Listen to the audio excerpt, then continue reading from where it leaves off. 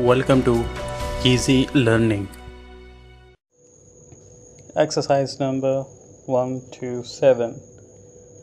The chairman, in the course of his speech, said that to seek the preservation of the concern when the profits were so unsubstantial and so disproportionate to the amount invested, and when the price of the stock was so depreciated, was absurd, and it was inadvisable to carry on the company.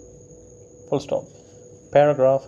The advertisement in the paper are out of all proportion to the news, which is very deficient, and we marvel at the prosperity of the publication and the confidence of the publishers. Full stop.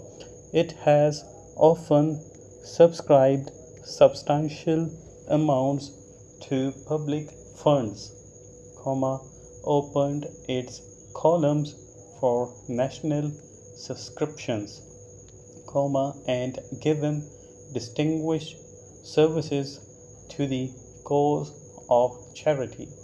Full stop. Paragraph.